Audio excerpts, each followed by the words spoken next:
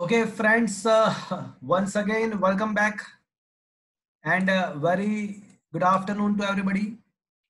I hope you all are safe, your family members, your relative, your parents, your relative, all are safe. And you are enjoying this new era, this new way of learning. Mitro, we are discussing a third chapter. And as you know, a third chapter is a very most important for your 11th and 12th standard. It is a very basic chapter. આ chapter ની અંદર આપણે વેગ પ્રવેગ સ્થાનાંતર પથ લંબાઈ વગેરે અલગ અલગ ભૌતિક રાશિઓની ચર્ચા કરી અને છેલ્લા બે લેક્ચર થી આપણે અચળ પ્રવેગી ગતિના સમીકરણ અને તેની સાથે સંકળાયેલા દાખલાઓ અને એમસીક્યુ આપણે સોલ્વ કરી રહ્યા છીએ. આજે મિત્રો એક નવો ટોપિક લેવાનો છે. સાપેક્ષ વેગ નામનો ટોપિક આજે સ્ટાર્ટ કરવાનો છે. મિત્રો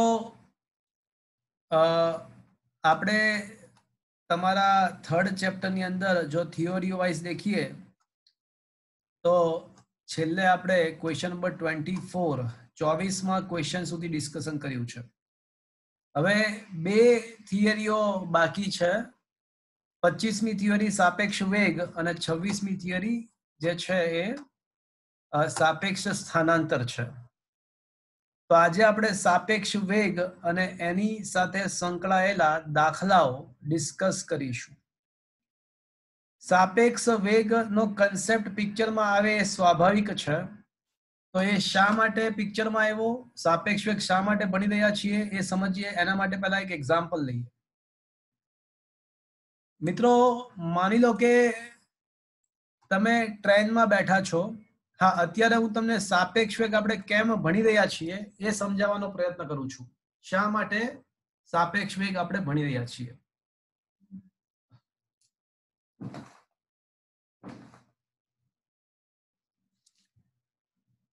માની લો કે મિત્રો તમે ટ્રેનમાં બેઠા છો અને ટ્રેન ધારી લો કે આ તમે આકૃતિ બતાવું છું તમને. ચલો, માની લો કે આ ટ્રેન છે. તમે ટ્રેનમાં બેઠા છો અને ટ્રેન 10 મીટર પર સેકન્ડના વેગથી ગતિ કરે છે. મિત્રો કશું લખ્યું નથી એટલે ઓટોમેટિકલી આ 10 મીટર પર સેકન્ડ ટ્રેનની જે ઝડપ છે કોની સાપેક્ષે ગણાય? પૃથ્વીની સાપેક્ષે. જમીનની સાપેક્ષે, પૃથ્વીની સાપેક્ષે. વાત સાચી. ચલો, ટ્રેન 10 મીટર પર સેકન્ડના વેગથી જઈ રહી છે અને ટ્રેનમાં એક માખી છે. ટ્રેનની અંદર એક માખી છે, એ ઉડી રહી છે અને તમે જ્યારે આ માખીનું અવલોકન કરો છો,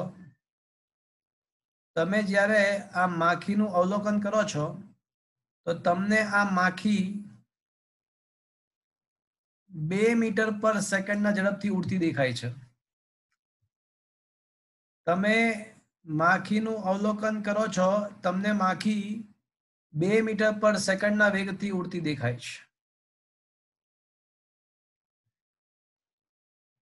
માની લો કે અહીંયા પ્લેટફોર્મ છે અને પ્લેટફોર્મ પર એક જ મિનિટ મિત્રો, એક જ મિનિટ. હેલો, હા બોલો.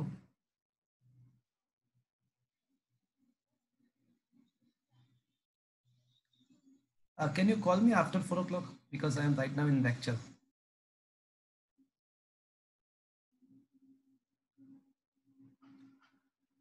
Okay. માની લો કે કોઈ વ્યક્તિ પ્લેટફોર્મ પર ઊભી છે. હવે મારો ક્વેશ્ચન એવો છે કે આ વ્યક્તિ જ્યારે પેલી માખીને અવલોકન કરશે તો એ વ્યક્તિને માખીની ઝડપ કેટલી અનુભવાશે?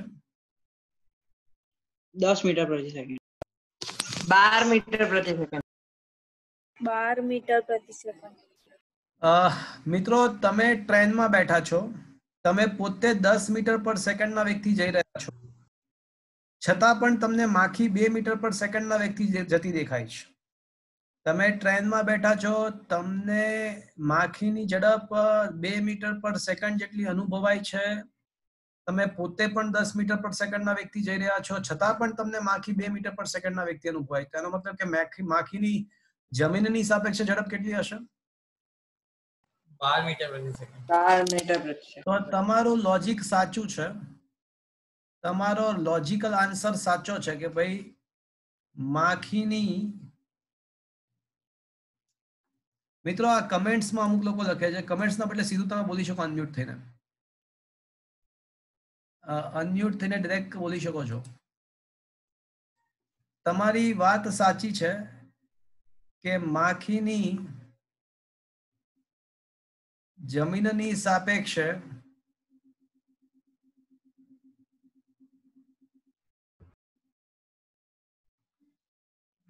ઝડપ 12 મીટર પર સેકન્ડ થશે. જમીનની સાપેક્ષે માખીની ઝડપ 12 મીટર પર સેકન્ડ થશે. તો આ તમારો લોજિકલ આન્સર છે. મિત્રો માખી તો એની એ જ છે, પણ ટ્રેનમાં બેઠેલી વ્યક્તિ અવલોકન કરે છે તો ઝડપ 2 મીટર પર સેકન્ડ થાય છે, અને એ જ માખીનું જો બહારથી અવલોકન કરવામાં આવે તો ઝડપ 12 મીટર પર સેકન્ડ થાય છે. તો હવે તમને ખબર પડી કે ઝડપ એક સાપેક્ષ ઘટના છે. જો કે ચેપ્ટરની સ્ટાર્ટિંગમાં પણ આપણે આ વાત કરી હતી કે કોઈ પણ પદાર્થની ઝડપ ગતિમાં હોવું કે ના હોવું, એક ગતિમાં હોવું કે ના હોવું, એ ખરેખર તો સાપેક્ષ જ ઘટના છે. એટલે અલગ અલગ જગ્યાએથી એની એ જ વસ્તુનું અવલોકન કરવામાં આવે તો પણ ઝડપ અલગ અલગ મળે છે, અને એટલા માટે જ તો આપણે આજે સાપેક્ષ વેગ અથવા સાપેક્ષ ઝડપનો ટોપિક ડિસ્કસ કરી રહ્યા છીએ. ચલો મને કોઈ કહેશે અવલોકનકાર જે સ્થળેથી જે પરિસ્થિતિમાં વસ્તુનું અવલોકન કરે એને શું કહેવાય? વેરી ગુડ, તમે લોકો બધા માસ્ટર થઈ ગયા એકદમ. નિર્દેશ ફ્રેમ, વેરી ગુડ. સર ખાલી એક સવાલ પૂછવો છે. હા બોલો ને. સર આ જે માખી ઉડે છે એની સ્પીડ થોડી નક્કી હશે, એ તો અચળ, એટલે એ તો ગમે તે ઝડપ હશે ને એની, આમ તો નક્કી થોડી બોલે હશે છે? ઝડપ. હા ના જોઈ ને, એમ તો ટ્રેનની ઝડપ હોય તો 10 મીટર પર સેકન્ડ હોવી એ કઈ જરૂરી થોડી છે. હા એટલે માખીની તો ઝડપ હા તો- અલગ અલગ સમય અલગ અલગ રીતે બદલાતી હશે ને. હા, અલગ અલગ સમય અલગ અલગ હોય, પણ મેં જે ક્ષણે અવલોકન કર્યું ત્યારે આવું બધું છે. Okay sir.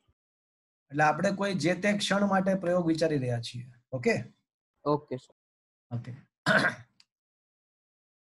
તો મિત્રો અવલોકનકાર જ્યાંથી અવલોકન કરે એને નિર્દેશ ફ્રેમ કહેવાય. તો જમીન પર ઉભેલા વ્યક્તિ માટે સ્થિર અવસ્થામાં રહેલી જમીન પોતે નિર્દેશ ફ્રેમ છે, અને ટ્રેનમાં બેઠેલી વ્યક્તિ માટે ગતિમાન અવસ્થામાં રહેલી ટ્રેન નિર્દેશ ફ્રેમ છે.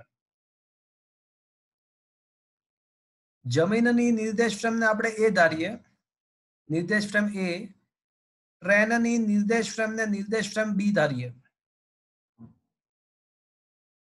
અને આપણને ખબર છે કે ફિઝિક્સમાં આપણે કરતા શું હોઈએ, ફિઝિક્સનો મેઇન ટાસ્ક શું છે?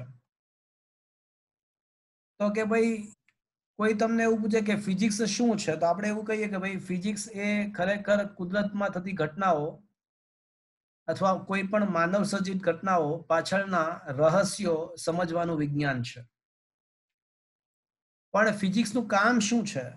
તો ફિઝિક્સ શું કરે છે કે ભાઈ આપણી આસપાસ જે બધી બનતી ઘટનાઓ છે ને, એમાં આપણે ફિઝિક્સની અંદર શું કરતા હોઈએ સાયન્ટિસ્ટો કે ભાઈ એ ઘટનાઓને નિહાળતા હોઈએ, એ નિહાળીને પછી એની સાથે સંકળાયેલ ભૌતિક રાશિઓ વ્યાખ્યાયિત કરીએ, અને પછી એને મેથેમેટિકલ સ્વરૂપમાં કન્વર્ટ કરીએ, જેથી કરીને આપણે કોઈ નવા એમાં કોઈ ચલ મૂકીએ તો આપણે એની કિંમત ભવિષ્ય કથન કરી શકીએ. એટલે સિમ્પલ શબ્દોમાં ફિઝિક્સમાં શું કરતા હોઈએ આપણે, તો કે ભાઈ આપણી આસપાસ બનતી ઘટનાઓને ગાણિતિક સ્વરૂપે આપણે કન્વર્ટ કરતા હોઈએ છીએ. તો નિર્દેશ ફ્રેમને મેથેમેટિકલી સાંકળવાનું કામ કોણ કરે છે, અથવા નિર્દેશ ફ્રેમને ગાણિતિક રીતે કઈ રીતે રજૂ કરીએ છીએ આપણે, કોઈ કહેશે? પરફેક્ટ. XYZ યામાક્ષ પદ્ધતિ નિર્દેશ ફ્રેમને રજૂ કરવા માટે આપણે યામાક્ષ પદ્ધતિનો ઉપયોગ કરીએ છીએ. તો તમે અત્યારે જે માખીની ઝડપ જમીનની સાપેક્ષે લોજિકલી બહાર લાવ્યા ને, બહાર લોજિકલી, હવે એ જ વસ્તુને હું મેથેમેટિકલી સાબિત કરીશ. લોજિકલી તમે જે આન્સર લાવ્યા એ જ વસ્તુને હવે હું મેથેમેટિકલી સૂત્ર સ્વરૂપે સાબિત કરીશ અને એની હારે હારે આપણી સાપેક્ષ વેગની થિયરી સમજાઈ જશે. તો મિત્રો 2 માર્ક્સ 3 માર્ક્સમાં પૂછાઈ શકે સાપેક્ષ વેગ નું સૂત્ર સાબિત કરો અથવા સમજાવો સાપેક્ષ વેગ. તો વાત થઈ એ પ્રમાણે કોઈ નિર્દેશ ફ્રેમને રજૂ કરવા માટે આપણે યામાક્ષ પદ્ધતિનો ઉપયોગ કરીએ છીએ.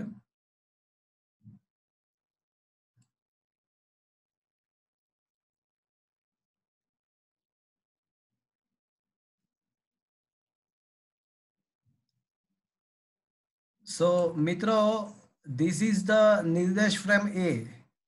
પણ આપણે જે એક્ઝામ્પલ લીધું એમાં નિર્દેશ ફ્રેમ એ એક કયા અનુસંધાનમાં છે? આપણે જે એક્ઝામ્પલ લીધું એ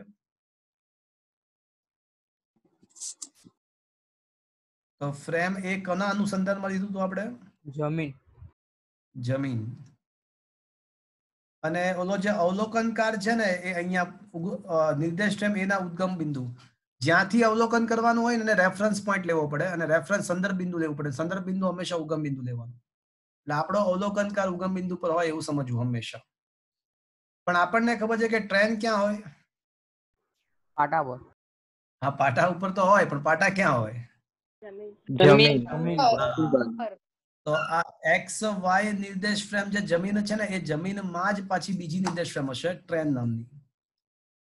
તો આ ટ્રેન નામની નિર્દેશ ફ્રેમ જમીન પર જ હોય.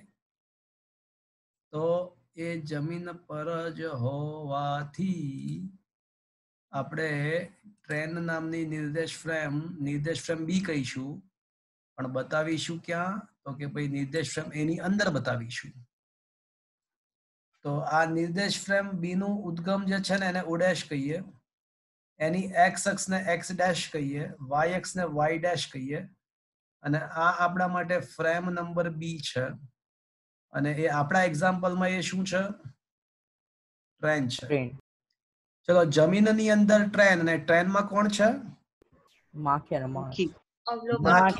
હા, આપણે અહીંયા ટ્રેનમાં બેઠેલી વ્યક્તિ અહીંયા બેઠી છે, જમીન પર ઉભેલી વ્યક્તિ આના ઉદ્ગમ પર છે. અને this will be the fly, P for માખી. ચલો, શું તમને આ હમણાં જે આપણે જે ઘટના વિચારી એ ઘટનાનું આ મેથેમેટિકલ સ્વરૂપે નિરૂપણ સમજ્યા? જમીન ટ્રેનની અંદર માખી, જમીનની અંદર ટ્રેન, ની અંદર માખી. ટ્રેન, હા બોલો. આ માખીને કેમ આપણે એક્સ અક્ષ ઉપર લીધી એટલે એને ઉપર ના લઈ શકાય? એટલે આપણે એવું માનીએ છીએ કે અત્યારે બધું સૂર્યપથ પર છે અને આપણે એવું માનીને ચાલીએ છીએ કે આપણી આંખ અને માખી બધું એક જ સિદ્ધાંતમાં છે, ટ્રેનની ગતિ ને બધું. એટલે ઇન શોર્ટ માખી એકદમ ટ્રેનની જમીનને ટચોટચ અડીને ગતિ કરે માનીએ આપણે. એક પરિમાણમાં બધું વિચારવું છે ને એટલા માટે. ઓકે, બધું એક્સ અક્ષ પર જ ગતિ કરે છે એવું ધારી શકીએ આપણે. એટલે થોડી ઊંચે હવામાં તમને આવો વિચાર એમ આવ્યો કે સાહેબ થોડું માખી આપણે ઉપર ના બતાવીએ અહીંયા જમીનથી સહેજ ઉપર, પણ એવું નહીં. આપણે એવું માનીને ચાલીશું કે બધું જમીનને અડી અડીને જ બધું ગતિ કરે છે. ઓકે ઓકે, તો ઓકે, તો હવે જમીનની અંદર ટ્રેન, ટ્રેનની અંદર માખી. હવે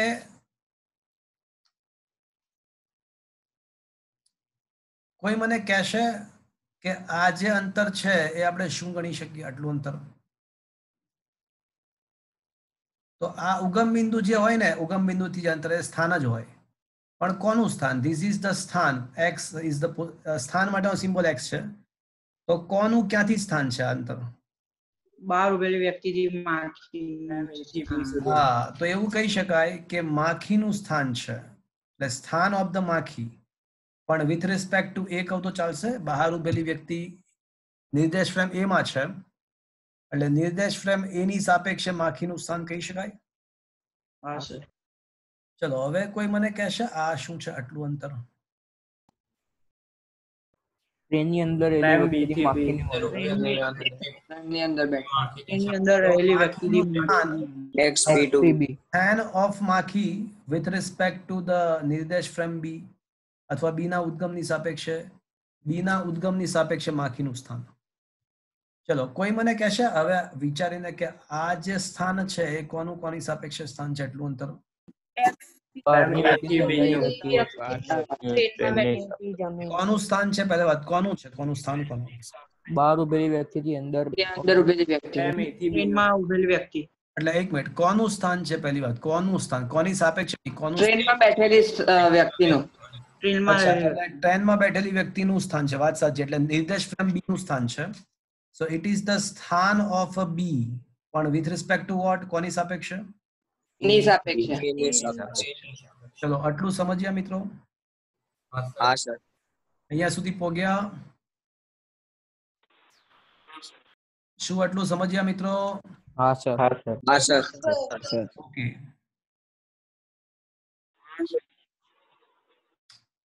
તો મિત્રો આપણે જે પરિસ્થિતિની કલ્પના કરી છે માખી, ટ્રેન અને જમીન, એને મેં ગાણિતિક સ્વરૂપે થોડી રજૂ કરી. એવું માનીને ચાલીએ કે માખી એકદમ જમીનને ટચ થઈને ટ્રેનની જે જગ્યાએ ટ્રેન ગતિ કરે જેવી જ રીતે માખી ગતિ કરે છે, એકદમ જમીનને નજદીક રહીને.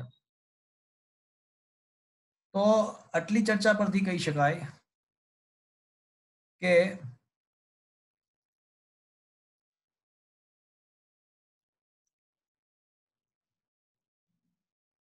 આકૃતિ પરથી ચલો can I say સ્થાન ઓફ માખી with respect to A is equals to સ્થાન ઓફ માખી with respect to B plus XBA. જો લખાઈ જુઓ તો આકૃતિ જોઈને મને કહો તો. હા સર. હા સર. હશે? પણ મિત્રો આપણે તો સાપેક્ષ વેગ સુધી પહોંચવાનું છે. આપણને માખીનું એ ની સાપેક્ષે સ્થાન, માખીનું બી ની સાપેક્ષે સ્થાન અને બી નું એ ની સાપેક્ષે સ્થાન મળ્યું. પણ આ આપણો ટાર્ગેટ તો સાપેક્ષ વેગનું સૂત્ર તારવવાનું છે. તો હવે હું શું કરીશ ખબર છે? તો પિક્ચરમાં વેગ લાવવા માટે તમને ખ્યાલ છે શું કરવું જોઈએ? કહેશે મને શું કરવું જોઈએ? સમય ઉમેરવો જોઈએ. બંને બાજુ સમયની સાપેક્ષે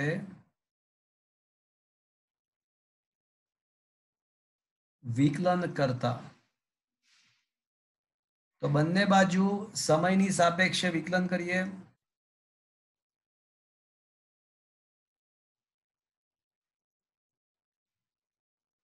તો આપણને ખબર જ છે કે સ્થાનનું સમયની સાપેક્ષે વિકલન આપણને કઈ ભૌતિક રાશિ આપે છે મિત્રો? ના, તત્કાલીન વેગ આપે. તો સ્થાન એક સ્ટેપ વધારીએ. ચલો એક સ્ટેપ વધારીએ છીએ.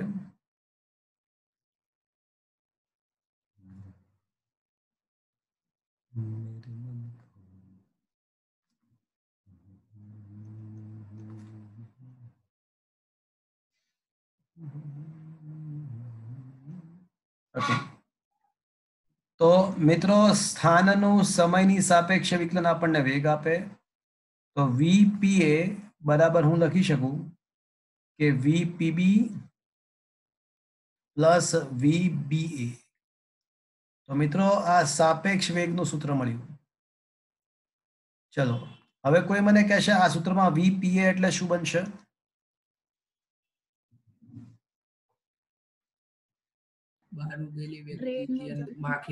નિર્દેશ ફ્રેમ એની સાપેક્ષે માખીની જોડે. જેનું હોય એ પહેલા, જેની સાપેક્ષ હોય એ પછી. પરિવાર જેનું હોય એ પહેલા, જેની સાપેક્ષ હોય એ પછી. એટલે કે P નું એની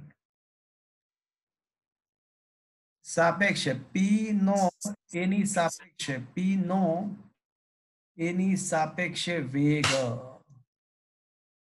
તો p નો એની સાપેક્ષે વેગ. So that is a p no a ની સાપેક્ષે વેગ. પણ p કોણ છે આપણા એક્ઝામ્પલમાં? માખી. માખીનો એ કોણ છે? એ નિર્દેશ જમીન જમીન જેનું હોય એ પહેલા સાપેક્ષે હોય એ પછી. પછી તો આ p નો a ની સાપેક્ષે વેગ એટલે કે માખીનો જમીનની સાપેક્ષે વેગ. ચલો vpb બરાબર શું થશે? p નો b ની સાપેક્ષે વેગ. p નો વિની નો બીની સાક્ષી માખીનો એની સાપેક્ષે p અર્થાત ટ્રેનની સાપેક્ષે વેગ. સાપેક્ષે વેગ સાપેક્ષે વેગ. અને vba મને કોઈ કહેશે શું થશે? b નો b નો એની એટલે કે સાપેક્ષે એની વેગ. સાપેક્ષે વેગ જેનો હોય એ પહેલા, જેની સાપેક્ષે હોય એ પછી. એની સાપેક્ષે વેગ. ટ્રેનનો એની એટલે કે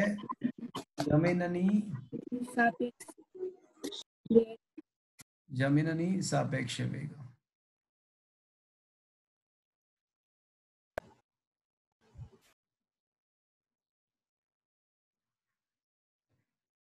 ચલો મિત્રો, તો આપણું એક્ઝામ્પલ યાદ કરીએ. તો મારે માખીનો જમીનની સાપેક્ષે વેગ જોઈએ છે.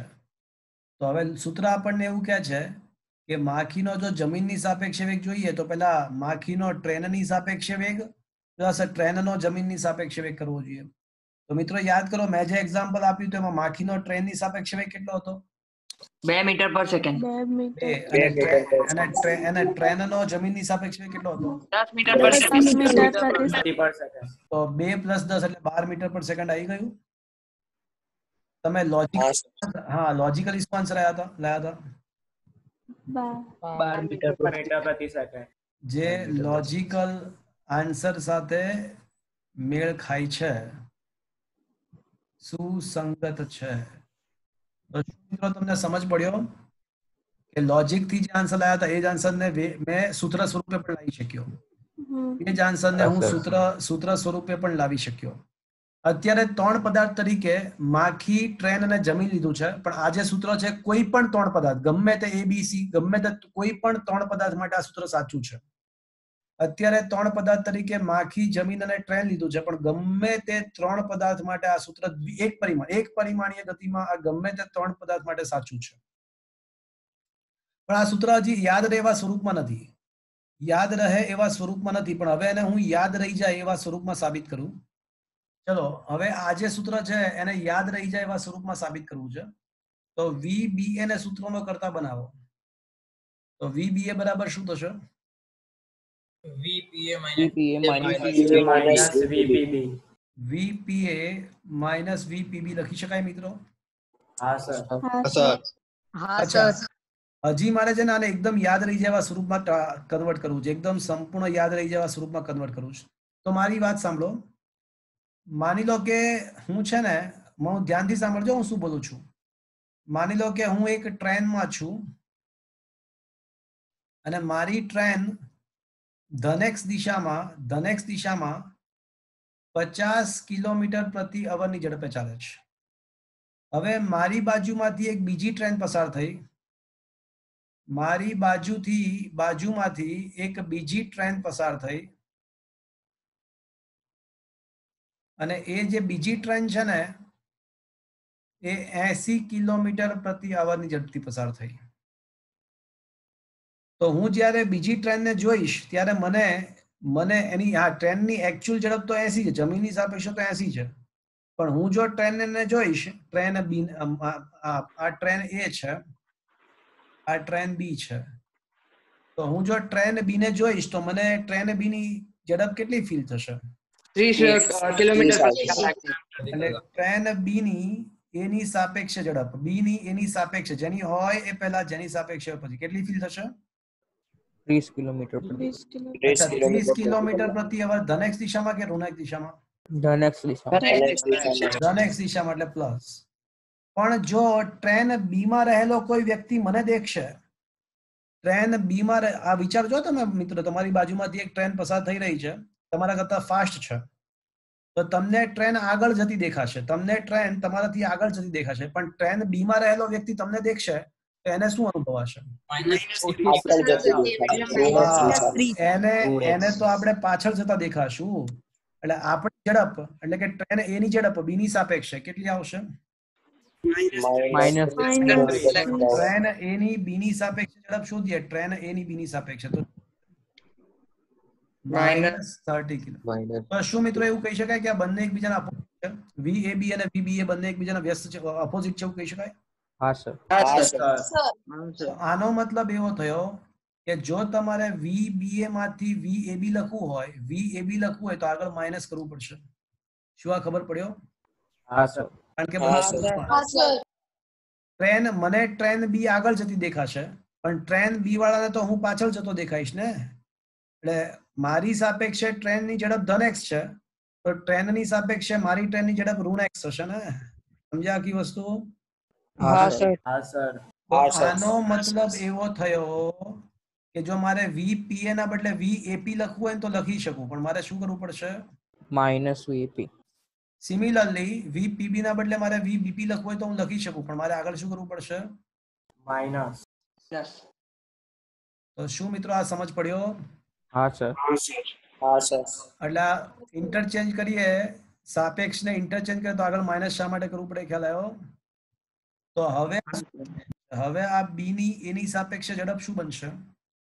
તો માઇનસ VAP પણ માઇનસ માઇનસ પ્લસ VBP, અર્થાત બી નો એ ની સાપેક્ષે વેગ એટલે બી નો પી ની સાપેક્ષે વેગ માઇનસ એ નો પી ની સાપેક્ષે વેગ. તો આ સૂત્ર મિત્રો યાદ રહી જાય એવા સ્વરૂપમાં છે.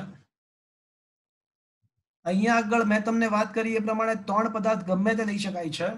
આ તો સરળતા ખાતર સ્ટાર્ટિંગમાં આપણે માખી, ટ્રેન અને જમીન ધારી, પણ ત્રણ પદાર્થ ગમે તે લઈ શકો છો. ધારો કે હવે બે પદાર્થ તરીકે એ અને બી લઈએ અને ત્રીજો પદાર્થ જમીન લઈએ. ધારો કે બે પદાર્થ તરીકે એ અને બી લઈએ અને ત્રીજો પદાર્થ જમીન લઈએ, તો VBA બરાબર VBG માઇનસ VAG, ત્રીજો પદાર્થ તરીકે જમીન લીધો. તો આમ મિત્રો યાદ રહી જાય એવી વસ્તુ છે કે કોઈ પણ પદાર્થની બીજાની સાપેક્ષે ઝડપ એટલે પદાર્થ એકની ત્રીજાની સાપેક્ષે માઇનસ પદાર્થ બે ની ત્રીજાની સાપેક્ષે.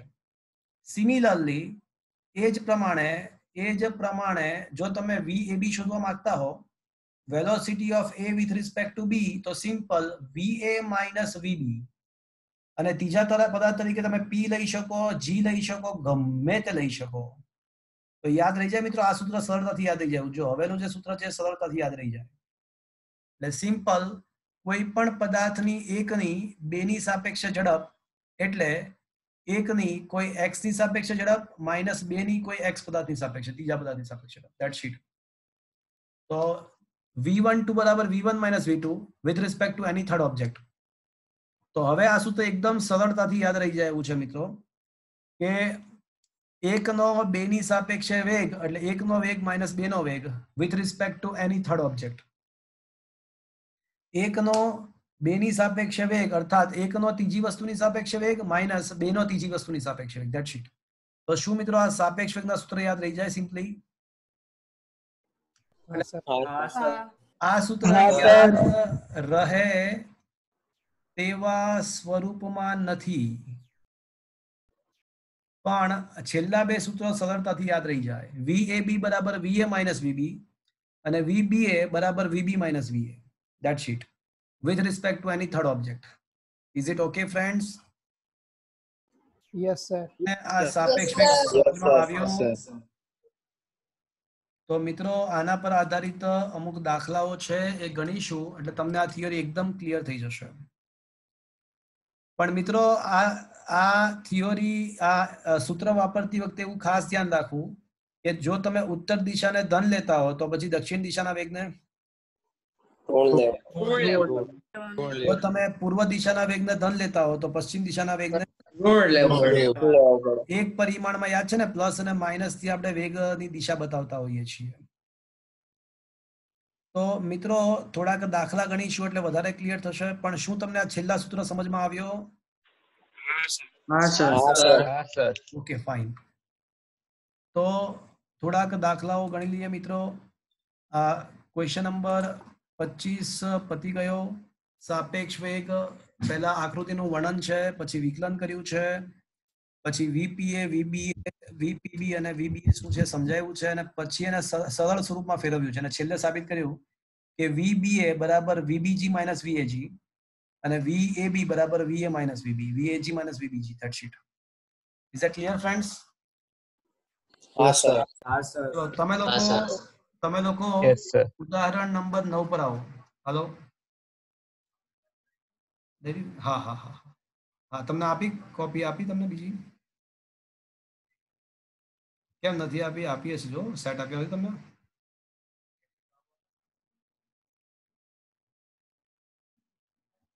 હલો આપી દે 1 થી 4 ચેપ્ટર ને. ના એ તો આવી ગયા ને 6 વાગે પહેલા આવી ગયા. હા.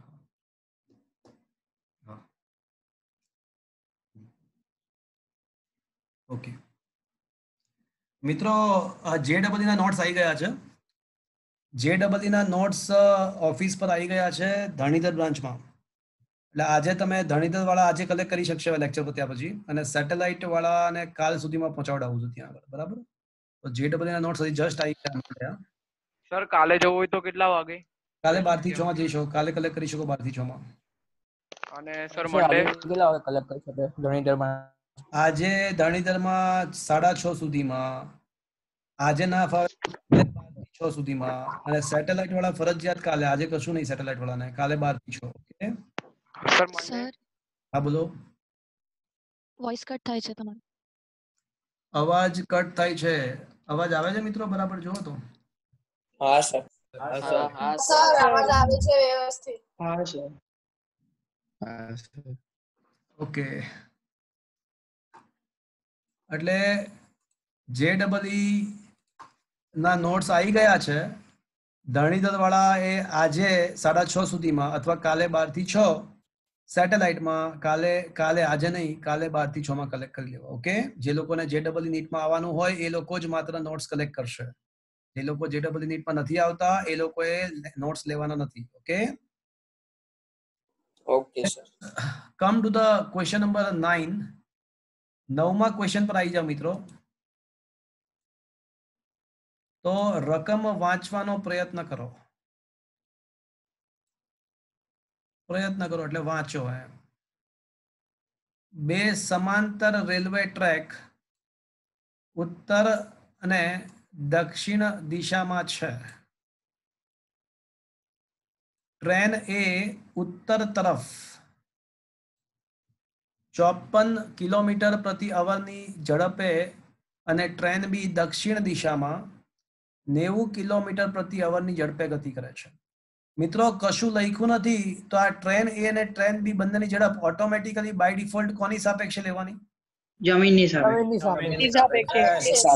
Very good. તમે લોકો એકદમ માસ્ટર થઈ ગયા છો. ઓકે પણ અહીંયા એક ધારણા કરી લઈશું સૌથી પહેલા. ધારો કે ઉત્તર દિશાને ધન દિશા લેવા. ધન છે દક્ષિણ દિશા ઋણ અને દક્ષિણ દિશા. કંઈક તો ધારવું પડશે ને. એટલે ઉત્તરને મેં ધન લીધી અને દક્ષિણ દિશાને વિરુદ્ધમાં છે એટલે કંઈક તો ધારવું પડશે. એ દક્ષિણ દિશાને ઋણ લઈશું. ચલો હવે velocity of the train A with respect to ground યાદ છે ને? જેનું હોય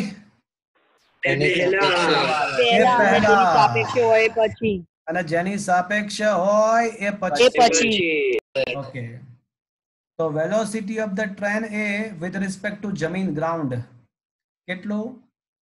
54. પણ મિત્રો ધન લખું કે ઋણ લખું? ઉત્તર છે એટલે ધન લખીશું.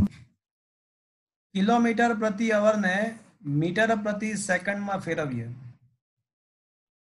5 ભાગ્યા 18. 5 ભાગ્યા 18. 18 તેરી 54. 15. 15. ચલો. Velocity of the train B with respect to ground. Train B નો ગ્રાઉન્ડની સાપેક્ષે ટ્રેન બી નો વેગ -90 આવશે. શા માટે -90 આવશે? કારણ કે દિશામાં આપણે ધારીશું કે ઉત્તર દિશા પ્લસ છે તો દક્ષિણ દિશામાં વેરી ગુડ. -25. અમન કેવું છે? અમન્સ કઈ કેવું છે? ઓકે, ચલો મિત્રો, હવે ક્વેશ્ચન નંબર એ નો આન્સર આપીએ. હજી તો ડેટા કલેક્ટ થયા, હજી તો ડેટા જે વાત આપણને આપી હતી એ બધું કલેક્ટ થયું. હવે ક્વેશ્ચન નંબર એ લઈએ. ચલો,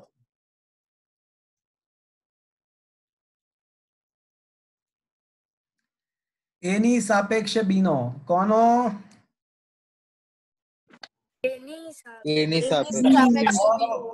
કોનો પેલા કોનો? બીનો. જેનો હોય એ પહેલા પછી, જેની સાપેક્ષે હોય એ પછી. એટલે એની સાપેક્ષે બીનો વેગ, એટલે જેનો હોય એ પહેલા, જેની સાપેક્ષે હોય એ પછી.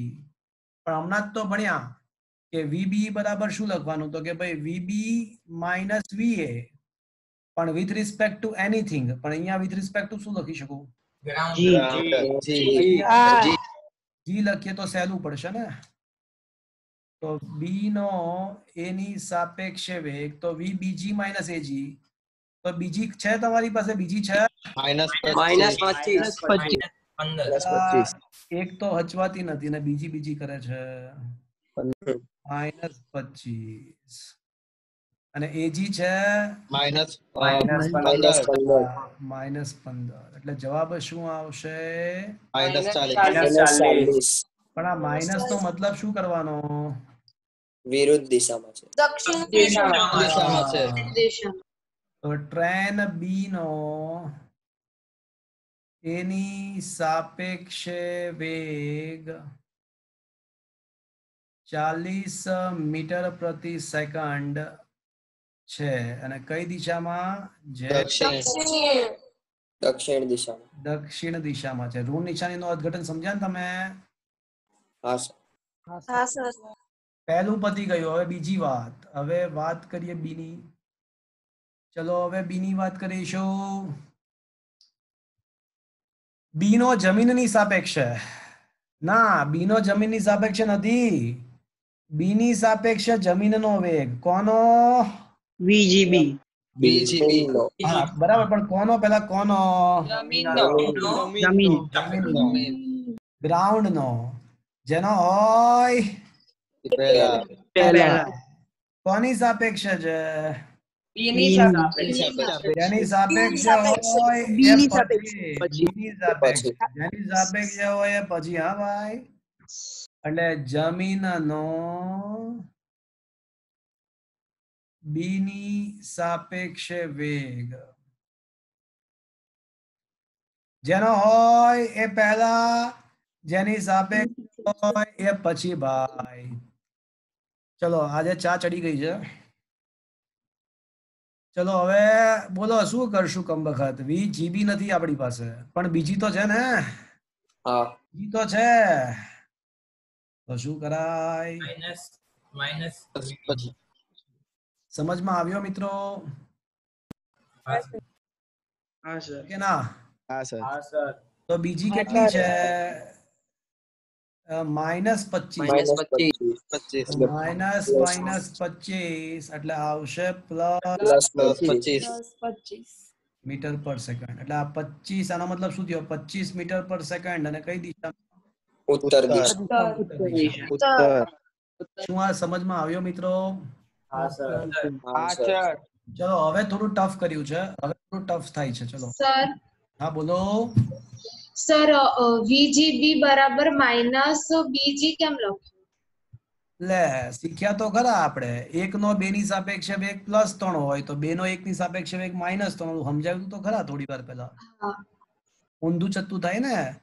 ઓલા ટ્રેન, મને ટ્રેન એ આગળ જતી દેખાય તો ટ્રેન ને મને હું પાછળ જતો દેખાવ ને, હા હે ને? સર G અને B ઇન્ટરચેન્જ કરવા હોય, G અને B ઇન્ટરચેન્જ કરવા હોય તો આગળ માઇનસ કરવું પડે. બરાબર છે? હા હમણાં શીખવાડ્યું હતું ને ઓલો બે ટ્રેન, એ બધા માટે લાગુ પડે, માત્ર AB માટે નહીં, બધા માટે લાગુ પડે. Is it clear? Yes sir. ચલો હવે C. હવે છે ને એક વાંદરો ટ્રેન એની છત પર તેની ગતિની વિરુદ્ધ દિશામાં ટ્રેન એની સાપેક્ષે 18 કિલોમીટર પ્રતિ અવરની ઝડપથી દોડતો વાંદરો. ચલો વાંદરાની ઝડપ આપણને આપી, વેલોસિટી ઓફ ધ મંકી આપણને આપ્યું છે, પણ કોની સાપેક્ષે આપ્યું છે? એની સાપેક્ષે. મંકીની ઝડપ આપી તો કશું લખ્યું ના હોત ને, કશું લખ્યું ના હોત ને તો હું કોની સાપેક્ષે લેત? જમીનની સાપેક્ષે. પણ એ લોકોએ આપણને આપ્યું છે લા. કોની સાપેક્ષે આપ્યું છે? એની સાપેક્ષે. હા, તો velocity of the monkey with respect to train A કેટલું આપ્યું છે? 18 કિલોમીટર. પણ પ્લસ લખું કે માઇનસ લખું? માઇનસ. માઇનસ એટલા માટે કારણ કે ટ્રેન ગતિની વિરુદ્ધ દિશામાં છે. હવે ટ્રેન એ તો ઉત્તર દિશામાં છે અને એની વિરુદ્ધ દિશામાં છે વાંદરો, એટલે મતલબ શું થયો? દક્ષિણ દિશામાં. દક્ષિણ તો આપણે માઇનસ લીધી છે દક્ષિણ દિશાને તો. Is that clear? હા સર. પાછું -18 ગુણ્યા 5 ભાગ્યા 18 તો -5 મીટર પ્રતિ સેકન્ડ. ચલો વાંદરાનો આપણને ટ્રેન એની સાપેક્ષે ઝડપ આપણને આપી, પણ ક્વેશ્ચન શું પૂછ્યો છે? તો જમીનની સાપેક્ષે. જમીનની ઊભે રહેલી વ્યક્તિની સાપેક્ષે વેગ શોધો. તો velocity of the monkey with respect to ground શોધવાનું છે. ચલો શું કરશો તમે, કહો તો મને. ચલો શું કરવું છે? મંકીનો જમીનની સાપેક્ષે વેગ શોધવો છે. તો V માં G બરાબર VM માઇનસ VG. જેનો હોય એ પહેલા, જેની સાપેક્ષ જેનો હોય એ પહેલા, જેની સાપેક્ષે હોય એ પછી, પણ with respect to the third object. હવે થર્ડ ઓબ્જેક્ટ તરીકે શું લખો અહીંયા? કોઈ વિચારે મને કે? ટ્રેન એ. એ લખી નાખાય કારણ કે VM આપ્યું છે અને VMA આપ્યું છે ને, તો એઝ અ થર્ડ ઓબ્જેક્ટ એ લખશું તો આપણને સહેલું પડશે. શું કોઈ પણ લઈ શકો, એઝ અ થર્ડ ઓબ્જેક્ટ તમે ગમે તે લઈ શકો, એઝ અ થર્ડ ઓબ્જેક્ટ તમે ગમે તે લઈ શકો, પણ જે આપ્યું હોય એ પ્રમાણે વિચારવું. શું આ સમજમાં આવ્યો મિત્રો? હા સર. હા સર. VMA માઇનસ, ચલો VGA નથી પણ VAG છે, GA નથી પણ AG છે, તો શું? માઇનસ અચ્છા, તો આ થઈ જશે VMA પ્લસ VAG. ચલો MA કેટલું છે? -5. કેટલું છે? 15. તો 10 મીટર પર સેકન્ડ. જવાબ પ્લસ આવ્યો, મતલબ શું થયો? ઉત્તર દિશામાં. ઉત્તર દિશામાં. શું મિત્રો આ દાખલો સમજમાં આવ્યો? હા sir. Yes sir. Is that clear friends? Yes sir. આખું ઓનલાઈન ભણાવી દેવું અઘરી વસ્તુ હોય છે મિત્રો, પણ આઈ હોપ કે તમને સમજમાં આવતું હશે બધું. સમજમાં આવે છે? હા સર. Okay okay fine. ચલો હજી થોડા દાખલા લઈએ આપણે સાપેક્ષ વેગના, એટલે વધારે ક્લિયર થાય. ચલો બધા આન્સર બરાબર છે. ખાલી તમે છે ને છેલ્લે તમારા નોટ્સ તમારી પાસે હોય ને, નોટ્સ જો તમે લઈને બેઠા હો ને તો લખી નાખજો અહીંયા આગળ. અહીંયા 5 મીટર પર સેકન્ડ દક્ષિણ દિશામાં એવું લખી નાખજો. અને અહીંયા લખી નાખજો જવાબ 10 મીટર પર સેકન્ડ અને કઈ દિશામાં? ઉત્તર દિશામાં. આવું લખી નાખજો. ઓકે, આ ફાઇનલ આન્સર થયો. અને અહીંયા શું લખશો? 25 મીટર પર સેકન્ડ, પણ કઈ દિશામાં? ઉત્તર દિશામાં. ઓકે, ચલો હજી થોડા દાખલાઓ ગણીએ. तेरा मुझसे है पहले अनाता कोई. अच्छा, આજે ચા ચડી ગઈ છે.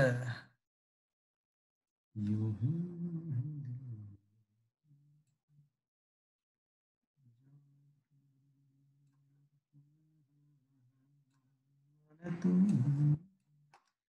ચલો, શું તમારા મોબાઈલ ની અંદર ક્વેશ્ચન નંબર 5 ની રકમ દેખાય છે? ચલો, એક જેટ પ્લેન છે મિત્રો, એ ઉડી રહ્યું છે. જેટ પ્લેન આ રીતે ઉર્ધ્વ દિશામાં ઉડી રહ્યું છે.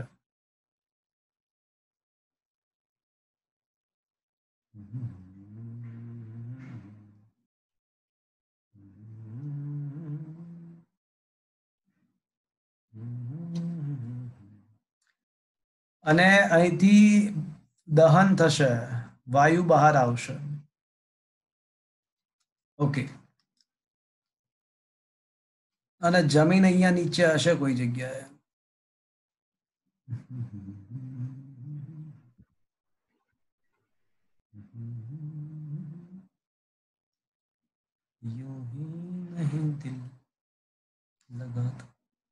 એક જેટ પ્લેન 500 કિલોમીટર પ્રતિ અવરની ઝડપે ઉડી રહ્યું છે. કશું લખ્યું ના હોય એટલે ઓટોમેટિકલી કોની સાપેક્ષે હોય? તો velocity of the jet plane with respect two જમીન. જમીનને હવે શું કહીશું આપણે? બેઝ કહી દઈએ. શું કામ બેઝ ખબર છે? કારણ કે વાયુ માટે, ગેસ માટે જી વાપરવો છે, એટલે જમીન માટે શું વાપરીશું? વાયુ માને ગેસ, ગેસ માને જી. તો જેટ પ્લેન નો જમીન એટલે કે બેઝ, જમીનને બેઝ કીધું. જેટ પ્લેન નો જમીનની સાપેક્ષે વેગ ચલો 500, પણ ઉર્ધ્વ દિશાને ધન લઈએ. ચલો ઉર્ધ્વ દિશાને ધન લઈએ મિત્રો. ધન દિશા ઇઝ ઇક્વલ્સ ટુ ઉર્ધ્વ દિશા. તો ઓબ્વિયસલી ઋણ દિશા કઈ બનશે? નીચેની બાજુ ઋણ દિશામાં જાય છે. અધો દિશા. ઋણ દિશા અધો દિશા બનશે. તો જેટ પ્લેન તો ઉપર જઈ રહ્યું છે એટલે પ્લસ આવશે 500 કિલોમીટર પ્રતિ અવર. હવે શું લઈ ગયું છે? અને તે જેટ પ્લેનની સાપેક્ષે એટલે કે પોતાની સાપેક્ષે 1500 કિલોમીટર પ્રતિ અવરની ઝડપે વાયુને બહાર કાઢે છે. ચલો, એટલે વેલોસિટી ઓફ ધ ગેસ આપણને આપ્યો છે, પણ ગેસનો કોની સાપેક્ષે વેગ આપ્યો છે? જમીનની સાપેક્ષે નથી આપ્યો. કશું લખ્યું ના હોત તો જમીનની સાપેક્ષે લેત, પણ લખ્યું છે ને કે જેટ પ્લેન ની સાપેક્ષે, તો પછી જેટ પ્લેન ની સાપેક્ષે લેવું પડશે ને બાપા. અને કેટલો? 15. પણ ધન લખું કે કારણ કે વાયુ તો નીચે આવશે ને બધો. સમજો છો મિત્રો?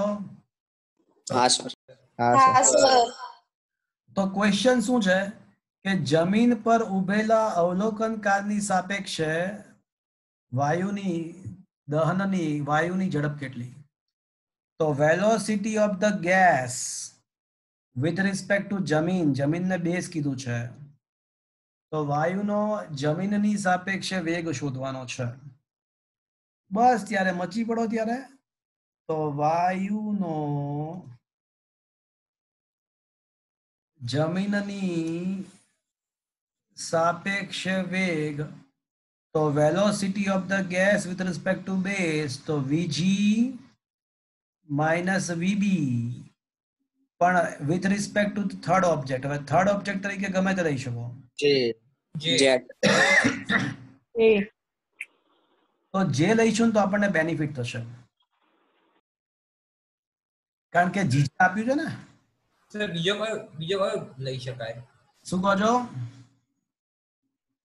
થર્ડ ઓપ્શન તરીકે બીજો કયો લઈ શકાય અહીંયા કોઈ તાકાત જ નથી આપણે અહીંયા આગળ આપણી તાકાત જ નથી કે બીજો કોઈ ઓપ્શન લઈ શકીએ અહીંયા જે સિવાય અહીંયા તો 3 જ ઓબ્જેક્ટ છે જેટ પ્લેન ગેસ અને જમીન અહીંયા ચોથો કોઈ ઓપ્શન જ નથી એટલે અહીંયા જે સિવાય કશું પોસિબલ જ નથી ઓકે હા સર આના પછીના દાખલામાં 2 શક્યતાઓ આવશે આના પછીના દાખલામાં 2 શક્યતાઓ આવશે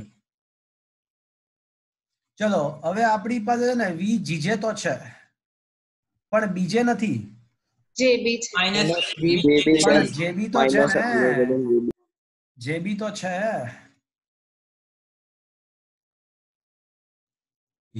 પ્લસ વીજેબી લગાતા ચલો વી જેજી શું છે જીજે શું છે -1500 -1500 અને જેબી +500 જવાબ શું આવશે -1000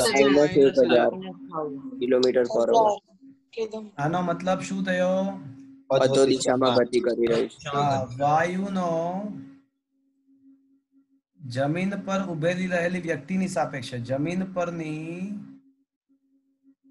વ્યક્તિની સાપેક્ષે વાયુનો જમીન પરની વ્યક્તિની સાપેક્ષે વેગ કેટલો 1000 કિલોમીટર/અવર પણ કઈ દિશામાં અધો દિશા કાં તો અધો દિશામાં ને કાં તો કેનાય છે જેટ પ્લેન ની વિરુદ્ધ દિશામાં હા સર જેટ પ્લેન ની ગતિની વિરુદ્ધ દિશામાં લખી શકાય મિત્રો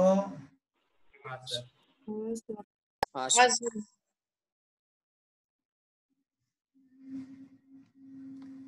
શું મિત્રો આ સર તો પછી -1000 ના આવે અલા આપણે દિશાનો ઉલ્લેખ કરી નાખ્યો ને પછી માઇનસ લખવાની જરૂર ના પડે ને એ પ્લસ અને માઇનસ તો દિશા દર્શાવે છે ભાઈ પ્લસ અને માઇનસ તો દિશા એકવાર તમે આપણો મેઇન ટાર્ગેટ તો ઝડપ જો વેગ તો 1000 મીટર/સેકન્ડ જ છે પણ માઇનસ દિશાની શું દર્શાવે છે કે અધો દિશામાં છે અર્થાત આપણે લખ્યું ને જેટ પ્લેનની વિરુદ્ધ દિશામાં કેમ આની આગળના દાખલામાં લખતા હતા ને આપણે માઇનસ આવતો તો લખતા હતા ને કે -25 આવે તો શું લખતા હતા 25 મીટર/સેકન્ડ પણ દિશામાં લખતા હતા ને એવું એટલે ઋણ નિશાની નો મતલબ અહીંયા આગળ અધો દિશા છે એટલે પછી માઇનસ લખવાની જરૂર ના પડે અધો દિશામાં એવું લખ્યું એટલે અથવા જેટ પ્લેનની વિરુદ્ધ દિશામાં એવું લખી નાખો પછી માઇનસ લખવાની જરૂર નથી ઇઝ ઇટ ક્લિયર યસ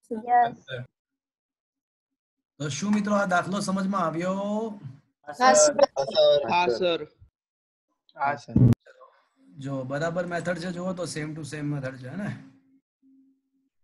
જમીન પર ઉભેલા નિરીક્ષક દ્વારા અનુભવાતો ધુમાડાનો વેગ જેટ પ્લેનની ગતિની વિરુદ્ધ દિશામાં આ વિરુદ્ધ દિશા શબ્દ લખી નાખ્યો પછી માઇનસ લખવાની જરૂર નથી તો 100 કિલોમીટર/અવર છે is that clear yes sir okay ચલો હજુ એક દાખલો લઈએ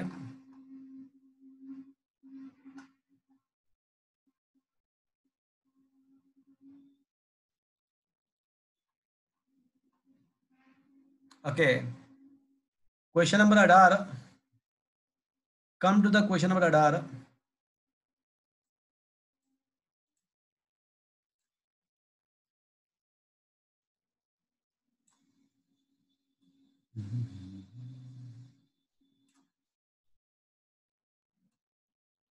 यूं ही नहीं दिल लगाना एक राजमार्ग पर 30 કિલોમીટર/અવર ની ઝડપે દોડતી પોલીસ વાનમાંથી તેજ દિશામાં 192 કિલોમીટર/અવર ની ઝડપે દોડી રહેલી ચોરની કાર પર ગોળી છોડવામાં આવે છે જો બંદૂકની નળીમાંથી નીકળતી ગોળીની ઝડપ 150 મીટર/સેકન્ડ હોય તો ગોળી ચોરને કારને કઈ ઝડપથી અડકશે અથડાશે એટલે પહેલા શું આપ્યું છે આપણને તો સૌથી પહેલા પોલીસ વેનની કારની ઝડપ આપી છે કશું લખ્યું નથી એટલે કોની સાપેક્ષે ગણવાની જમીનની હા, તો velocity of the police van with respect to ground આપણને આપ્યું છે 30 કિલોમીટર પ્રતિ અવર.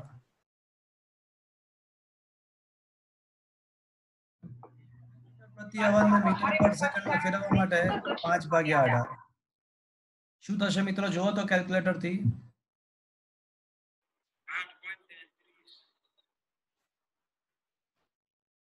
આવે છે મિત્રો? 8.33. હા સર. ઓકે. હા સર. વેલોસિટી ઓફ ધ ચોરની કાર, થીવ્સ, ચોરને ઇંગ્લિશમાં થીવ્સ કહેવાય. તો velocity of the thieves car with respect to ground VTG 192 kilometre પ્રતિ અવર. એટલે 192 ગુણ્યા 5/18 શું આવે છે? જો તો મિત્રો 53.33. ઓકે. હવે ધ્યાનથી સાંભળજો મિત્રો, અહીંયા છોકરાઓ મિસ્ટેક કરે છે, છોકરીઓ મિસ્ટેક કરે છે. બંદૂકની નળીમાંથી નીકળતી ગોળીની ઝડપ, એટલે ગોળીની ઝડપ આપેલી પણ કોની સાપેક્ષે આપેલી છે? નળીમાંથી, બંદૂકની નળીની સાપેક્ષે. ગોળીની ઝડપ આપી છે પણ જમીનની સાપેક્ષે નથી આપી મિત્રો. બંદૂકમાંથી જે નળી છે એ નળીની સાપેક્ષે ગોળીની ઝડપ આપી છે. નળી ક્યાં આગળ? બંદૂકની નળી ક્યાં આગળ હોય? એ ગાડીમાં જો, એટલે ગાડી જે છે પોલીસ વેનમાં છે. એનો મતલબ કે આપણને ગોળીની ઝડપ આપેલી છે પણ કોની સાપેક્ષે આપેલી છે? તો અહીંયા ધ્યાન રાખવાનું છે મિત્રો, મોટા ભાગે સ્ટુડન્ટ શું કરે છે ખબર છે? જમીનની સાપેક્ષે લઈ લે છે. પણ જમીનની સાપેક્ષે નહીં, નળીમાંથી નીકળતી ગોળીની ઝડપનો મતલબ શું થયો? કે નળીમાંથી નીકળતી ઝડપ, એટલે કે નળીની સાપેક્ષે. નળી ક્યાં છે બંદૂકની? તો કે ભાઈ પોલીસ કારમાં છે. એટલે વેલોસિટી ઓફ ધ બુલેટ, ગોળીની પોલીસ વેનની સાપેક્ષે ઝડપ આપી છે 150 મીટર પર સેકન્ડમાં જ છે. શું મિત્રો આ સમજમાં આવ્યું? હા સર. અને હવે પૂછ્યું છે શું? તો તે ગોળી ચોરની કારને કઈ ઝડપથી અથડાશે? એટલે ગોળીની ઝડપ તો શોધવાની છે પણ કોની સાપેક્ષે શોધવાની છે? ચોરની સાપેક્ષે. ચોરની એટલે થીવ્સની સાપેક્ષે, થીવ્સની સાપેક્ષે શોધવાની છે. શું આ સમજમાં આવ્યો ક્વેશ્ચન? મજા આવી જાય એવું છે? મજા આવી ને? હાથે ના તો પડો. હા સર. તો હવે મારે બુલેટની ઝડપ શોધવાની છે, બુલેટની ચોર સાપેક્ષે. કઈ વાંધો નહીં, તો આપણી પાસે સૂત્ર તો છે જ ને, તો સૂત્ર વાપરી લઈએ. તો મેથડ નંબર 1, આમાં બે મેથડ થી સોલ્વ થશે અને આઈ વિલ શો યુ કે both the answer same. Velocity of the bullet with respect to thieves. ચલો શું કરીશું? તો VB માઇનસ VT. પણ અહીંયા ત્રીજી વસ્તુ તરીકે શું લઈશું? કોઈ કહેશે મને? P. ચલો ત્રીજી વસ્તુ તરીકે શું લઈશું?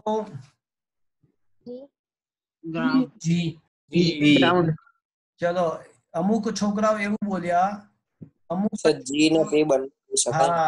અમુક છોકરાઓ એવું બોલ્યા કે સાહેબ આપણે P લઈએ, અને અમુક છોકરાઓ એવું બોલ્યા કે સાહેબ આપણે G લઈએ. તો બંને ચલો, તો VBT બરાબર VB માઇનસ VT GG. ચલો આમાં ત્રીજી વસ્તુ તરીકે પોલીસ વેન લીધી, આમાં ત્રીજી વસ્તુ તરીકે ગ્રાઉન્ડ લીધું. પણ I will show you that the answer is comes out to be same. ચલો શું VBP આપણી પાસે છે? હા VBP છે, પણ છે TP નથી ભાઈ, TP નથી. TP નથી તો વળી પાછું આ TP માટે શું કરીશું? એના માટે વળી પાછું VT માઇનસ VP કરીએ. સમજ્યા શું ટ્રીક વાપરી? પાછી એના માટે અલગથી કરીએ અને પાછું GG. ખબર પડ્યો? એટલે VT minus VP with respect to ground. ચલો હવે બધું જ છે આપણી પાસે. VBP છે, આ BP 150. ચલો માઇનસ ત્રીજી છે, શું ત્રીજી? 53.33. 53.33 અને -8.33. 8.33. 53.33 માંથી 8.33 જાય તો 45 બાકી હશે. 45 રહેશે. તો જવાબ આવશે 105. એટલે આમ બુલેટ ચોરની કારને 105 મીટર પર સેકન્ડના વેગથી અથડાશે. ચલો હવે આ ના કરવું હોય તો આ, ચલો વી બીજી છે ના, બીજી નથી, લા બીજી નથી, તો VB minus VG. તો VB minus VG. Minus વીજી with respect two P. P. અને ત્રીજી તો છે પછી, પણ વી બીપી તો છે, વી minus VGP. ના ના, વી બીપી તો છે પણ જીપી નથી, પણ પીજી છે. PG છે. minus VGP. માઇનસ પ્લસ લખી નાખું ચાલશે, ચાલશે. માઇનસ પ્લસ લખી નાખું ચાલશે. બટ મિત્રો હા હા સર. ચલો હવે વી પીબી કેટલું છે? 150.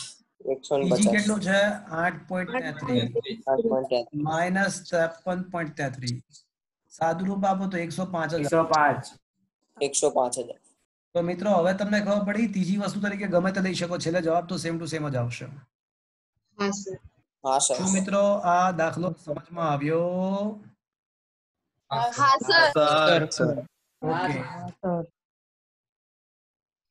સર એવું કઈ રીતે થાય? લે એ તો મેથેમેટિકલી જો આ કેવી વાત છે ખબર છે, એક જ દાખલાને ગણવાના બે રસ્તા હોઈ શકે, પણ બુલેટનો કારની સાપેક્ષે વેગ તમે કોઈ પણ રસ્તે ગણો, પણ બુલેટનો છેલ્લે તો આપણે શું શોધી રહ્યા છીએ? છેલ્લે તો આપણે બુલેટનો ચોરની કારની સાપેક્ષે જ વેગ શોધી રહ્યા છીએ ને. એટલે એમાં કઈ થોડી ફરક પડે, અલગ અલગ રસ્તા બધાને પકડો તમે, પણ તમે શોધી તો રહ્યા છો શું? તો બુલેટનો ચોરની સાપેક્ષે વેગ શોધી રહ્યા છો, તો એ તો એનો જવાબમાં તો કોઈ ફરક ના જ પડવો જોઈએ ને. એટલે કેવું છે કે એક જ દાખલાને ગણવાના ઘણા બધા રસ્તા હોઈ શકે. તો તમારે કેમ અવયવ પાડતા હતા તમે, તો નહોતા તમારે ઘણીવાર અવયવમાં તો નહીં, પણ નથી તમારે એક જ દાખલાની ગણવાની. ત્રિકોણમિતિયના દાખલાઓમાં હા હા, સર. એવું આવતું હશે કે અલગ અલગ રીતે તમે ગણી શકો દાખલાઓ, એમાં કઈ વાંધો નથી. વસ્તુ જે શોધીએ છીએ એ તો નથી, એટલે એ તો એની જ છે ને. આપણે બંને કિસ્સામાં છેલ્લે તો શું શોધી રહ્યા છીએ? તો કે ભાઈ બુલેટનો ચોરની સાપેક્ષે વેગ શોધી રહ્યા છે. તો પછી જવાબ થોડો અલગ અલગ આવવો જોઈએ, અલગ અલગ મેથડ થી. તો એનું એ જ વસ્તુ છે ને, જવાબ તો ના બદલે. જવાબ તો ના બદલાવો જોઈએ ને, કારણ કે આપણે કઈ શોધવાની વસ્તુ થોડી બદલાઈએ છીએ. Is that clear? ઓકે.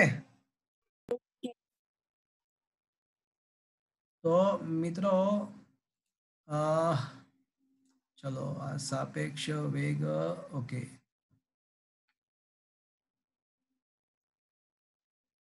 ચલો મેં તમને એક 14મો દાખલો ગણવા માટે આપ્યો હશે, તમે ટ્રાય કર્યો મિત્રો? હા સર. કરાવું કે આવડ્યો? કરાવનો સર. સારું, કરાવી દઉં. ચલો તો કરાઈ દો. અરે હા, કરાવી દઉં છું. કરાવો. 13મો ક્વેશ્ચન તો સમજ પડી ને? હા સર.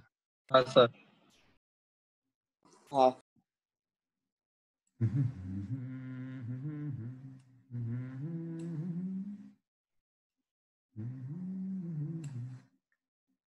लगाता कोई जाने तुम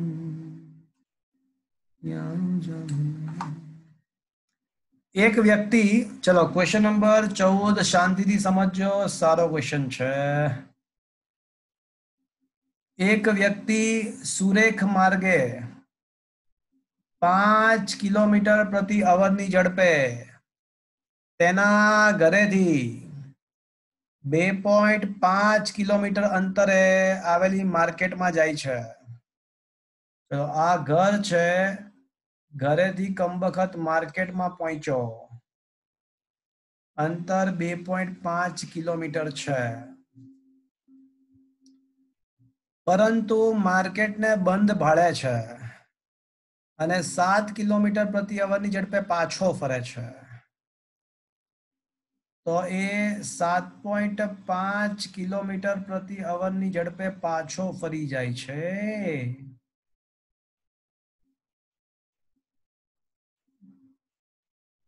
5 કિલોમીટર જતી વખતે એની ઝડપ 5 કિલોમીટર પ્રતિ અવર છે અને પાછા ફરતી વખતે એની ઝડપ 7 કિલોમીટર પ્રતિ અવર 7 છે 7.5 નથી 7.0 ચલો 7.0 છે 7 કિલોમીટર પ્રતિ અવરની ઝડપે પાછો ફરે છે.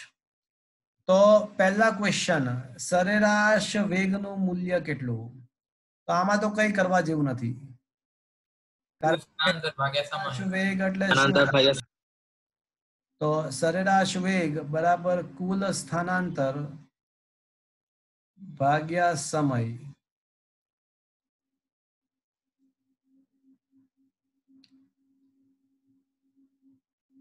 અચ્છા એવું નથી, ક્વેશ્ચનમાં લખવામાં મિસ્ટેક છે. એવું નથી, ક્વેશ્ચન એવો છે કે સરેરાશ વેગ અને સરેરાશ લખવામાં ગુજરાતી કરવામાં મિસ્ટેક છે. સરેરાશ આ છે ને આ ટેક્સ્ટબુક વાળાએ ઘણી વાર ગુજરાતી આ છે ને આ લોકોએ એનસીઆરટી ની બુકમાંથી ટ્રાન્સલેશન કર્યું છે. તો એનસીઆરટી ની બુક જે ઇંગ્લિશ મીડિયમમાં હોય એમાંથી ટ્રાન્સલેશન કર્યું છે ટેક્સ્ટબુક વાળાએ, અને મેં તો જે નોટ્સ આપ્યા છે એમાં ટેક્સ્ટબુકની જે રકમ હોય એ જ રકમ છે. તો ગુજરાતી કરવામાં મિસ્ટેક છે. ગુજરાતી એવું છે કે સરેરાશ વેગ અને સરેરાશ ઝડપ નીચેના સમયગાળા માટે શોધો. નીચેના સમયગાળા માટે શોધો. નીચેના સમયગાળા માટે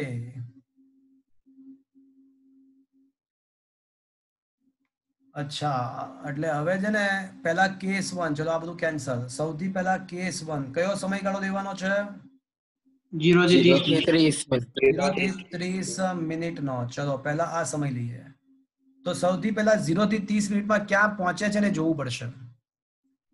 0 થી 30 મિનિટની અંદર એ ક્યાં પહોંચે છે જોવું પડશે. પછી કેસ 2 માં કેટલો સમય લેવાનો છે? 0 થી 50 મિનિટ. 0 થી 50. 0 થી 50 મિનિટ. મિત્રો આ ક્વેશ્ચન નું ગુજરાતી મિસ્ટેક છે, તમને ખ્યાલ આવ્યો ને? આપણે બે વસ્તુ શોધવાની છે. બે વસ્તુ દરેક કિસ્સામાં સરેરાશ વેગ અને સરેરાશ ઝડપ આ બે વસ્તુ શોધવાની છે. એવા ત્રણ કિસ્સાઓ માટે ગણતરી કરવાની છે. 0 થી 30 મિનિટ, 0 થી 50 મિનિટ અને 0 થી 40 મિનિટ. કેસ નંબર 3 0 થી 40 મિનિટ. ઓકે તો મિત્રો સૌથી પહેલા એક કામ કરીએ, જતી વખતે કેટલો સમય લાગે છે એ પહેલા શોધી કાઢીએ. આપણને ખબર છે કે ઝડપ ઇઝ ઇક્વલ્સ ટુ શું? અંતર ભાગ્યા સમય. તો સમય બરાબર શું થાય? અંતર ભાગ્યા ઝડપ. ચલો તો જતી વખતે નો સમયને T1 કહીએ. તો કપાતું અંતર કેટલું છે જતી વખતે? ઘરેથી ઓફિસે, ઘરેથી બજારમાં 2.5 કિલોમીટર. અને એમાં ઝડપ કેટલી છે? 5. એટલે આનો મતલબ શું થયો? 0.5. 0.5 કલાક. એટલે મિનિટ કેટલી? 30 મિનિટ. એટલે જતી વખતે એને 30 મિનિટનો સમય લાગે છે. ચલો પાછા ફરતી વખતે તો આ આપણને શું મળ્યું? ઘરેથી માર્કેટમાં પહોંચવાનો સમય.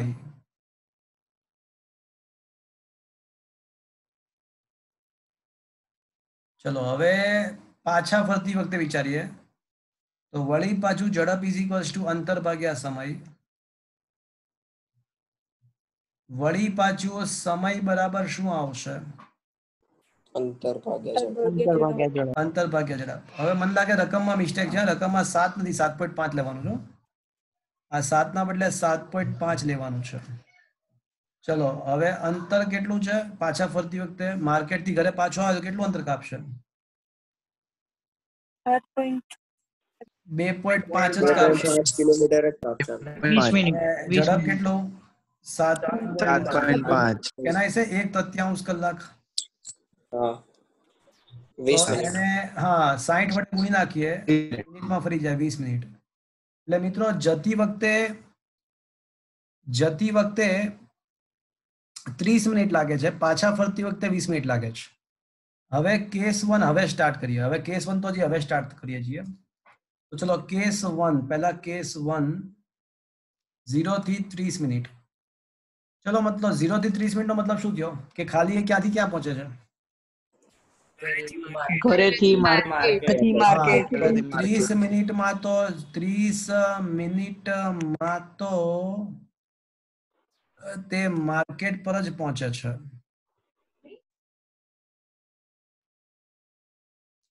તો એનો મતલબ કે સરેરાશ વેગ અને સરેરાશ ઝડપ બંને સમાન જ આવશે, કારણ કે સ્થાનાંતર અને પથ લંબાઈ બંને સમાન જ થશે. તો સરેરાશ વેગ અને સરેરાશ ઝડપ બંને સમાન આવશે, કારણ કે કપાતું અંતર પણ 2.5 અને સ્થાનાંતર પણ 2.5 એ બંને સમાન આવશે. તો સરેરાશ વેગ બરાબર સરેરાશ ઝડપ બંને સમાન, અને કેટલું તો કે ભાઈ કપાતું અંતર 2.5 કિલોમીટર અને સમય 30 મિનિટનો મતલબ અડધો કલાક. 30 મિનિટનો મતલબ અડધો કલાક. તો મતલબ શું થયો કે આ કેસમાં સરેરાશ વેગ અને સરેરાશ ઝડપ બંને સમાન ને કેટલા 5 કિલોમીટર. ચલો કેસ 1 પતી ગયો. હવે કેસ નંબર 2. તો મિત્રો કેસ 2 માં ક્યાંથી ક્યાં જાય છે? 0 થી 50 મિનિટ. 50 મિત્રો આ 50 મિનિટના સમયના અંતે શું થાય છે?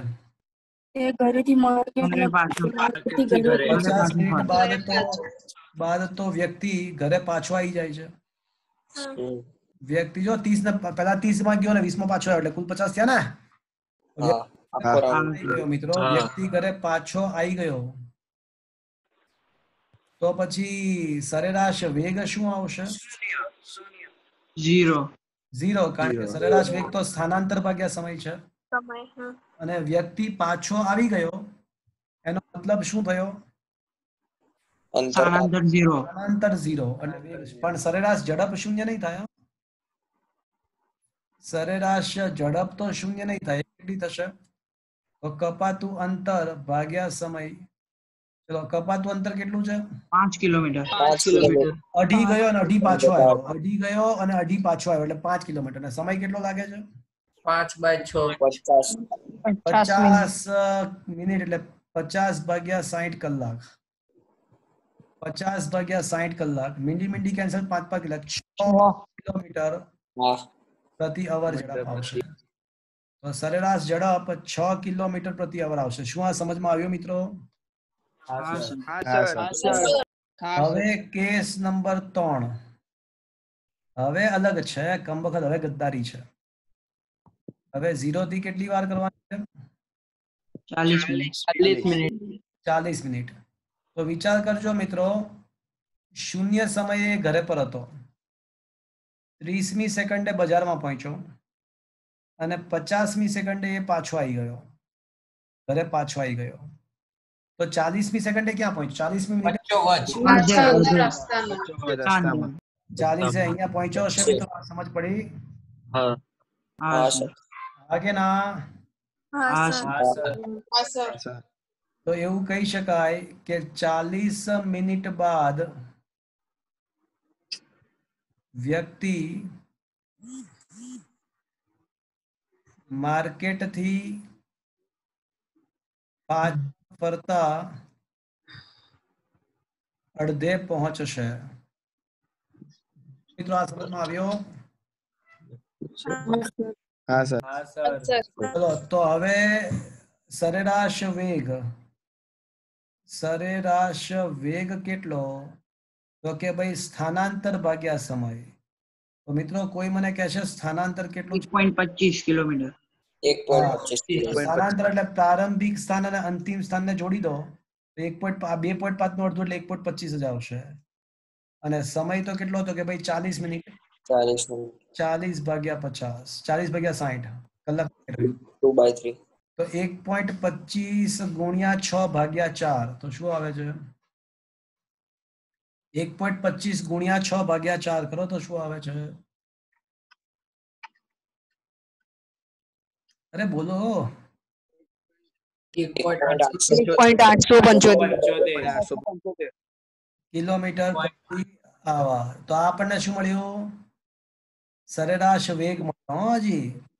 ચલો હવે સરેરાશ ઝડપ શું આવશે? કુલ પથ લંબાઈ upon સમય. કુલ અંતર કપાતું અંતર ભાગ્યા સમય. 5 ભાગ્યા કહેશે મને અંતર કેટલું કપાય છે? ટોટલ અંતર 5 કિલોમીટર અહીંયા પહોંચાડવાનો છે. 3.75 2.5 કપાઈ ગયું અને પછી અડધે પહોંચ્યો એટલે 2.5 પ્લસ 1.25 એટલે 3.75. આ ખબર પડી મિત્રો? ભાગ્યા 40/60. આ ખબર પડ્યો? માર્કેટમાં પહોંચ્યો ને અડધે સુધી પાછો આવી ગયો 40 મિનિટના અંતે.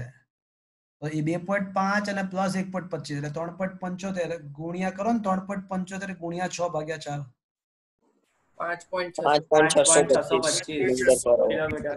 બધા આન્સર બરાબર આવી જાય. જુઓ તો શું તમને આ ક્વેશ્ચન સમજમાં આવ્યો?